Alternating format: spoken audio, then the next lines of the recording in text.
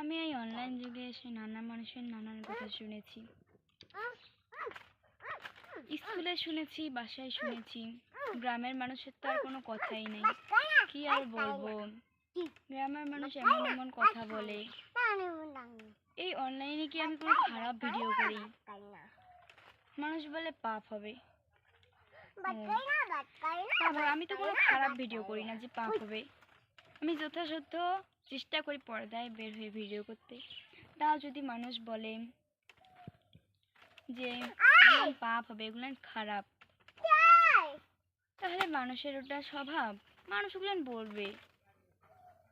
প্রতিটা মানুষের জীবনে যারা এই অনলাইন যুগে এসেছে তাদের এই সমস্যার মুখোমুখি হতে হয়েছে, এমনকি আমাকেও।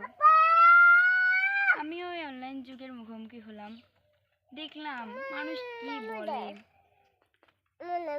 স্কুলে শুনলাম, স্যার ম্যামের কাছে শুনলাম, বন্ধু বান্ধবের কাছে শুনলাম, বাসায় শুনলাম, প্রতিবেশীর কাছে, দাদা দাদির কাছে, ফুফা ফুফির কাছে, সবার কাছেই শুনলাম। বদনামের শেষ রইল না। তার চেয়ে বলতেছি কোনো খারাপ ভিডিও না করে বা এই অনলাইনে এসে যদি আমি এত ধরনের বদনাম আমার হয়, তাহলে আমি বলবো আমি এখান থেকে টাকা আয় করা ছাড়া কখনোই যাব না।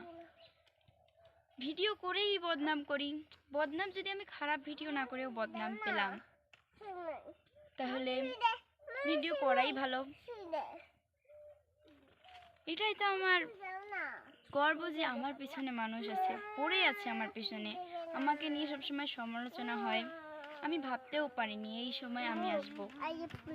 আপনাদের ভালোবাসায় দোয়ায় আমি চলে এসেছি এত দূরে, ওই জন্য আপনাদেরকে অসংখ্য ধন্যবাদ। এভাবেই আমার পাশে থাকবেন, আর যারা আমাকে ভালোবাসেন আমার পাশে থাকবেন।